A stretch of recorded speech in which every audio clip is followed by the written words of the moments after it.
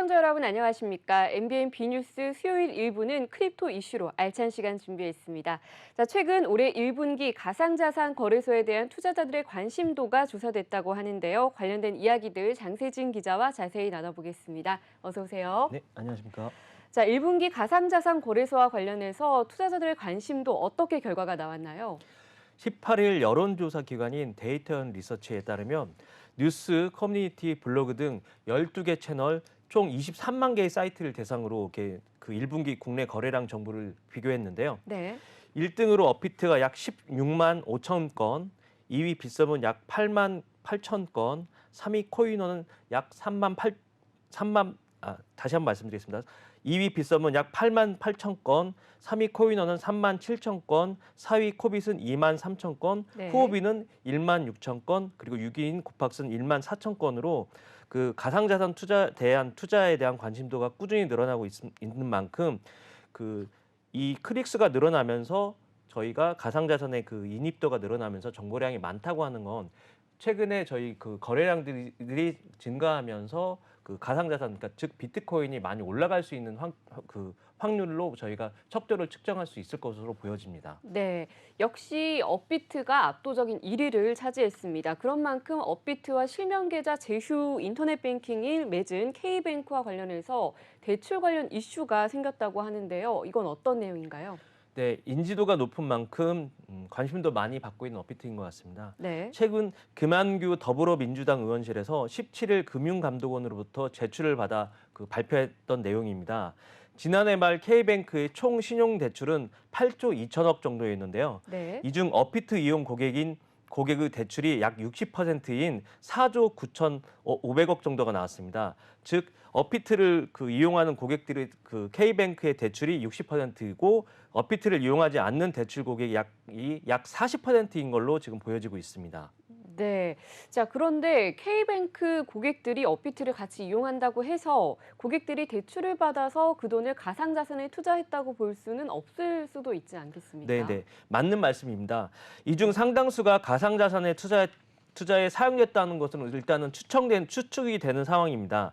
하지만 돈에는 그 이름표가 없다고 하지만 신규 대출 금액인 고객들이 신규 대출을 이용했던 금액과 업비트로 이체 금액이 변동이 거의 유사한 수준으로 지금 연관성이 굉장히 높다라고 밝혀지고 있습니다. 네. 2020년 7월부터 2022년 12월까지 약 2년 6개월간 K뱅크의 신규 대출 금액과 업비트로 이동한 입출금 규모의 상관계수가 0.99%인데 상관계수의 두 변수가 연관성이 약 1에 가까울수록 연관성이 높다라고 보여지고 있습니다. 네. 이 중 아까 말씀드린 대로 0.99%이기 때문에 K뱅크에서 대출을 이력했던 사용자들이 업비트로 비슷한 금액을 옮겼다고 보시면 될 것 같습니다. 즉 업비트 계좌 보유수의 차주 신용대출의 잔액은 지난해 2021년 3조 5,593억 원이었는데요. 네. 2022년 4조 9,488억 원으로 약 40%가 증가했고 이 증가 금액 역시 대출로 일으킨 돈으로 가상자산에 투자했다고 보시면 될 것 같습니다.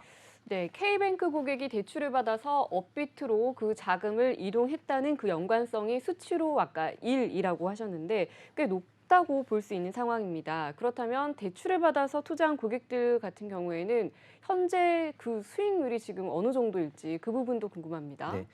데이터에 나온 2021년 7월부터 2022년 12월까지 보면 2021년 11월 당시가 그러니까 국내 글로벌에서 비트코인이 가장 비쌌던 약 하나로 9천만 원 정도가 찍었던 상황입니다. 이때 당시 대출금이 늘어났다고 하는 것은 그만큼 투자자들이 대출을 받아서 K뱅크를 이용하는 투자자들이 업비트를 통해서 비트코인에 투자를 많이 했던 상황인데요. 이때 당시에 투자 상황들을 보면 투자금을 어떤 코인에 넣었을 때 특정 코인들이 몇십 %에서부터 몇백 %까지 나는 일명 묻지마 투자를 했던 시기랑 비슷하다고 보시면 됩니다. 네. 이때 그 이후에 테라 루나 사태 및 FTX 파산 등의 영향으로 가상자산이 하락세에 되면서 이른바 비투에 시달린 고객들이 상황이 점점 어렵게 된 상황이었습니다. 네. 최근 금리 인상까지 더해서 대출자들의 연체율은 날이 갈수록 더 높아지고 있는 상황으로 지금 알려지고 있습니다.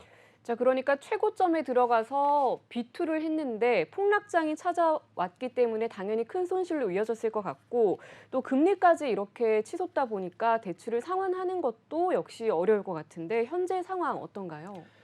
인터넷 뱅킹 특성과 업비트의 특성상 그 투자자들이 20대에서 40대까지 젊은 투자자들이 많은 상황입니다. 네. 이를 보면 지난해 그 국내 은행 평균 연체율은 0.25%였습니다.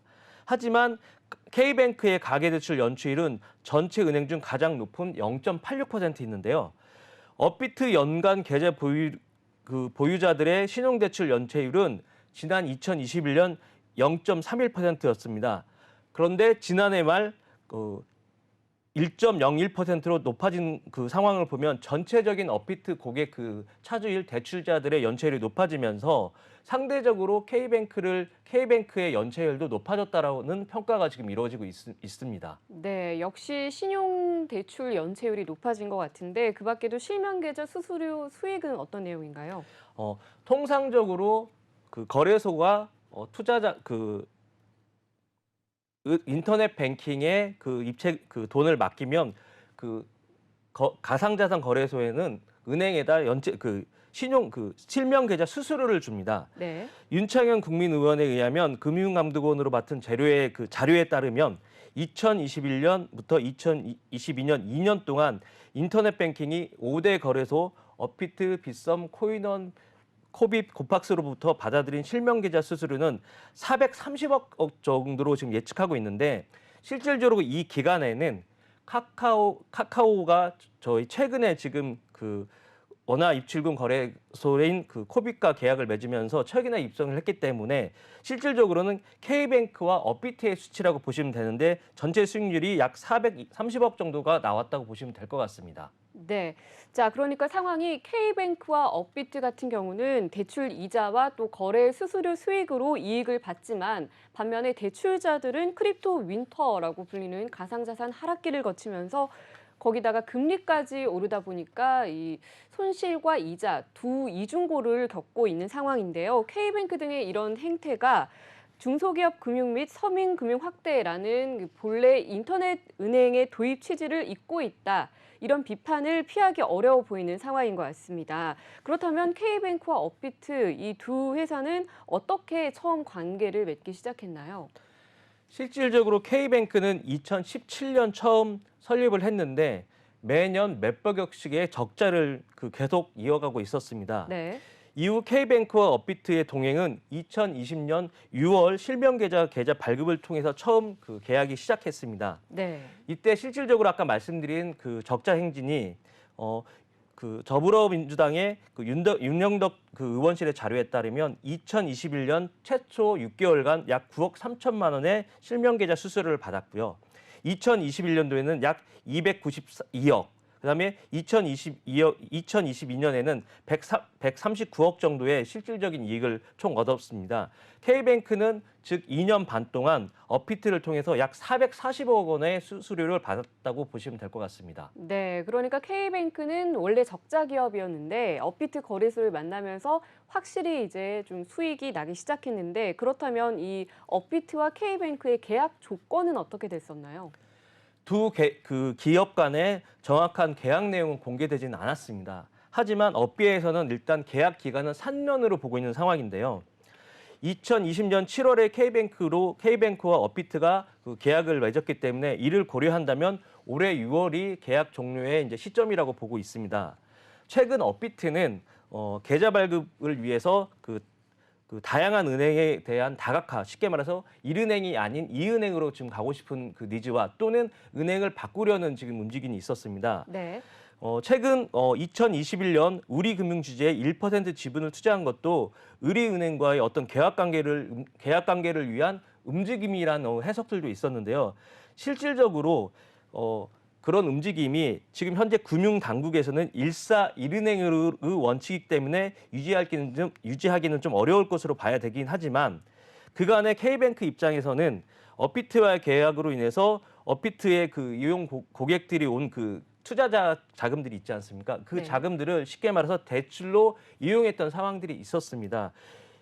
쉽게 말해서 저원가성 예금을 대규모로 확보할 수 있었기 때문에 실질적으로 K뱅크에서도 막대한 이익이 있었기 때문에 둘 사이의 계약은 조금 지속될 수 있을 거로 보여지고는 있지만 업비트는 새로운 그 은행을 찾을 확률도 매우 높다고 지금 관측되고 있습니다. 네, 그러니까 업비트와 K뱅크의 계약이 올해 6월, 곧 한 두 달 정도 남은 것 같은데 곧 종료를 앞두고 있는데 재계약이 될지 아니면 또 다른 은행과 계약을 하게 될지 여부는 아직 정해지지 않았다 이런 상황인데요. 자, 아까 말씀하셨듯이 K뱅크가 적자 기업이었었는데 업비트와 협업을 하면서 또 수백억 원의 이제 수익이 나기 시작했는데 그렇다면 업비트는 어땠나요? 예, 실질적으로 업비트도 이 그 둘 양사의 계약으로 굉장히 많은 성장을 했던 게 맞습니다. 네. 2018년부터 2019년까지 그 가상자산 1위는 빗썸으로써 평균 수익 평균 점유율이 약 70%였습니다.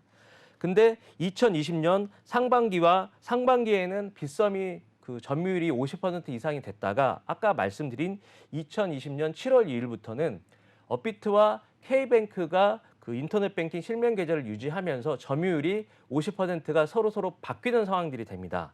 그러면서 업비트가 2021년과 2022년에는 각각 77%와 76%의 평균 점유율이 70%가 이상 되는 점유율을 수성하게 됩니다. 즉 아까 말씀드린 대로 2020년 6월을 계기로 그 과거에는 빗썸이 1위를 했었고요. 네. 6월 이후에는 업비트가 1위를 했던 상황입니다.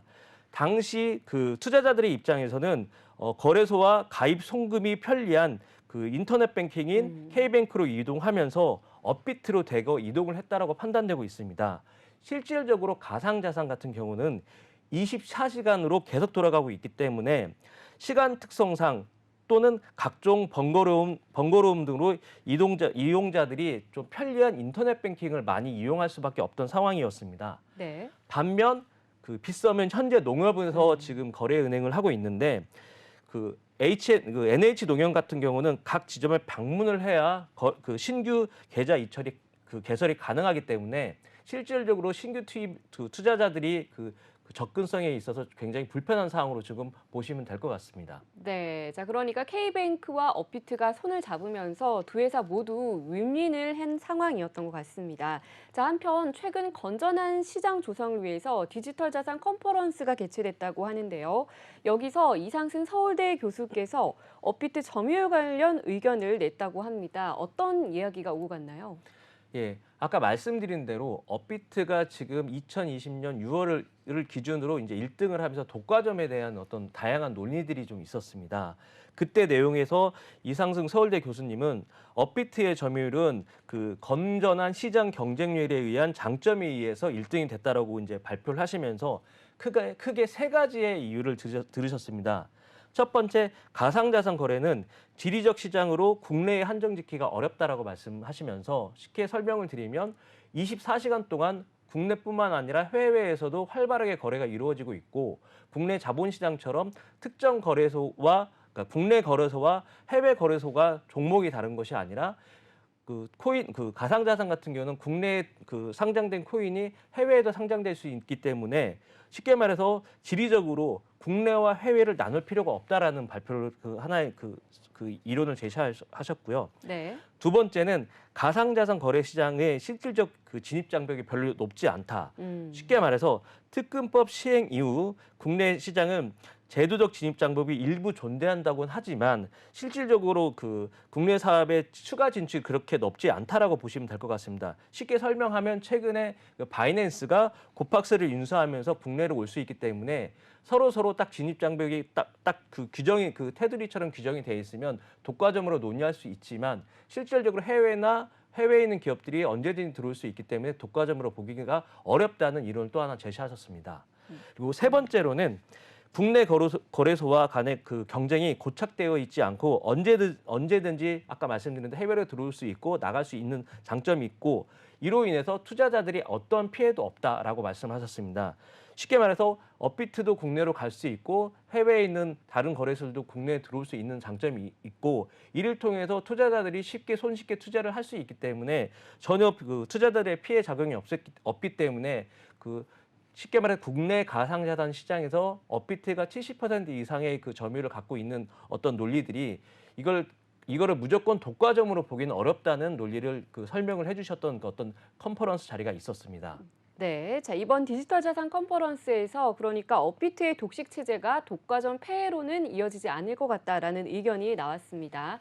자, 한편 최근 이 거래소에서 받는 거래 수수료가 줄어들었다라고 하는데 실질적으로는 얼마나 줄어들었나요? 예, 최근에 이제 저희 작년도에 가상자산의 그 크립토 윈터가 시작되면서 전반적으로 투자자 그 상황이 어렵다 보니까 결국엔 아까 말씀드린 대로 그 가상자산 거래소가 은행 등에 있는 그 수수료 수익률도 굉장히 많이 줄어들었습니다. 네. 실질적으로 작년 2021년에 약 그 전체 5대 그 거래소가 그 은행에 준 게 403억 정도 됐었는데요. 2022년에는 절반 수준인 204억 정도의 수수료를 발생을 시켰습니다. 좀 더 세부적으로 들어가면 업비트가 K뱅크에 2021년 292억을 줬는데 2022년에는 139억 원의 수수료를 제공하면서 52%가 급감을 했고요. 빗썸의 경우 농협에 그 작년도 2021년도에는 76억을 수수료로 제공했으나 2022년도에는 49억 5천만 원 정도로 약 35%가 감소했습니다. 코인원의 경우 2021년 26억에서 2022년 약 9억 8천만 원의 그 수수료를 제공했고요. 코인원의 경우에는 카카오뱅크로 작년 11월에 그 은행을 이제 새로 바꿨는데 그때 카카오뱅크에 약 7,200만 원의 그 수수료를 넣습니다. 코빅 같은 경우는 신한은행에 약 8억 5천만 원을 2021년도에 수수료를 냈는데 2022년에는 약 4억 9천만 원을 냈습니다. 코팍스는 2022년에 약 2천만 원의 수수료를 낸 상황으로 그 전반적으로 가상자산 업황이 화랑이 됐을 때에 그 금액이 많은 상황에서 이번에는 작년도에 크립토 연대가 시작되면서 업황이 안 좋아지면서 상대적으로 수수료도 줄어들었다고 보시면 될 것 같습니다. 네, 이어서 이번에는 지닥거래소 이야기를 좀 나눠보도록 하겠습니다. 해킹 사건으로 요즘 떠들썩한데요. 지닥 같은 경우는 중소형 거래소고 또 작년 말에 국내 5대 거래소에서 퇴출이 됐던 상장 폐지가 됐던 위믹스를 곧바로 상장시켜서 또 화제가 됐던 거래소이기도 합니다. 자, 그런데 이번 해킹 사건이 2019년 이후에 국내 거래소가 직접 해킹을 당한 이 큰 규모를 비교했을 때 가상자산을 이렇게 직접 해킹 당한 것은 2019년 이후 처음이라고 하는데 지닥거래소 요즘 분위기 어떤가요? 예, 그 2023년 그러니까 지난 4월 9일 일요일 오전에 지닥에서 핫 월렛 해킹 사건으로 그 지닥이 보유하고 있는 약 23%의 가량의 코인이 탈취됐다고 그 공식적인 입장을 밝혔습니다. 지닥에 따르면 비트코인이 약 60개, 이더리움이 약 350개, 이믹스가 약 1,000만 개, 그다음에 테더가 약 22만 개 정도의 그 해킹 사례를 했다고 밝혔는데 추가적으로 지닥에서는 발빠른 그 전액 충당과 그 고객들에게 보전을 약속하면서 약 2주간의 시간이 걸릴 거라고 발표를 했습니다. 그 이후 특별하게 공식적인 아직 이유는 그 나온 상황들은 없는 상황입니다. 네, 해킹당한 자산의 대부분이 위믹스라고 들었는데 이번 지닥 사건 논란의 쟁점은 뭔가요? 일단 지닥이 사건이 발생한 지 34시간 만에 그러니까 34시간이 흐른 지난 10월 오후 5시에 해킹 사실을 알렸기 때문에 늑장 공시가 도마에 이루어졌고요. 네. 또 한간에서는 지닥이 아까 말씀드린 그 이믹스 쪽에는 미리 통보를 했다라고 하는 그 공식적이지는 않지만 업계에서는 약간 그런 이슈들이 현재 발생하고 있는 상황입니다. 실질적으로 지닥 같은 경우는 이번 사고에 대해서 특별하게 어떤 것들이 원인이 돼서 해킹이 발생됐는지에 대해서 불명확하게 지금 공식적으로 입장을 밝히지 않고 있습니다. 밝히지 않는 이유에 대해서는 그 조사 관련된 사항은 다 기밀 사항이며 탈취범 특정에 방해가 될 수 있으므로 해킹 경위에 대해서는 공개하기 어렵다고 지금 밝혔는데요. 업계에서는 보관 자산이 도난당할 경우에는 하나는 해커가 내부 직원의 하드웨어 통신을 해킹했던 경우가 하나의 사례로 밝히고 또 한 사례는 비밀키를 알고 있는 내부 그 행위자의 그 탈취가 있었다라고 두 가지를 보고 있는 상황인데 쉽게 말해서 업계 사이에서는 지금 정확하게 밝히지 않는 것에 대해서 내부자 소행이 아니겠느냐라는 의혹도 심지어 제기하고 있는 상황입니다. 왜냐하면 가상자산 업계 같은 경우는 해킹이 항상 새로운 수법으로 이렇게 나타날 수 있기 때문에 특정 거래소에서 해킹이 발생하게 되면 서로 발빠르게 다른 거래소의 공유를 통해서 추가 사고가 일어나지 않게 노력하는 게 약간 업계의 그 룰처럼 되어 있는데요. 이번 그 지닥 같은 경우는 그런 사례들이 없기 때문에 약간 업계에서는 다양한 지금 현재 의혹들을 제기하고 있는 상태입니다. 네, 그러니까 해킹 사고가 발생한 건 4월 9일인데 경찰에 신고가 된 것은 다음 날인 4월 10일이다 보니 업계에서는 당연히 논란의 시각이 있을 수밖에 없을 것 같습니다. 자, 그런데 이번 지닥 해킹 사태로 인해서 추 가상자산 사업자들의 실명 계좌 발급에도 악영향을 끼칠 수 있다 이런 주장이 나왔는데요. 관련해서 어떻게 보시나요? 지금 아까 말씀드렸듯이 처음에 아까 말씀드렸듯이 인지도는 다른 회사가 조금 높을 수는 있지만 네. 실질적으로 그 지닥이라는 곳은 영업이익의 측면에서 보면 업계 4위 수준 쉽게 말해서 업비트, 빗썸, 코인원을 제외하고는 그 고팍스나 코빗보다는 영업이익이 좋다라고 평가되는 그 회사입니다. 그러다 보니 추가 실명 계좌 차후의 후보로서 1순위로 지닥을 많이 손꼽히고 있었는데 이번 해킹 사건으로 인해서 그 지닥이 약간 그 당국에서나 업계에서 약간 의혹을 지금 받고 있는 상황으로 추가적인 원화 마켓 진입에 조금 어려운 상황이 되지 않겠냐라고 하는 지금 업계의 그 관계자들의 그 이야기들이 있고요. 이로 인해서 그 다른 그 코인 마켓 거래소들이 추가적으로 국내 그 원화 마켓으로 도입을 해야 되는데 지닥이 이번 해킹 사건으로 인해서 조금 어려운 상황들이 전반적으로 지금 코인 마켓 시장에 지금 어두운 그 흐림 현상이 지금 일어나고 있다라고 지금 우려를 하고 있습니다. 또한 은행들도 실명 계좌를 주는 것에 대해서 굉장히 많이 부담을 느끼고 있는데 지닥이 5인 지닥도 해킹 사건이 발생하면서 실질적으로 은행 간 그 신중론이 지금 다시금 부각이 되고 있는 상황으로 보여지고 있습니다. 네, 모쪼록 이 지닥 해킹 논란이 좀 하루빨리 수습이 돼서 업계에 악영향을 끼치지 않도록 좀 잘 원만하게 마무리가 됐으면 좋겠습니다. 자, 지금까지 장세진 기자와 함께 자세한 거래소 이슈 함께 짚어봤습니다. 저희는 잠시 후 2부에서 다시 찾아뵙겠습니다.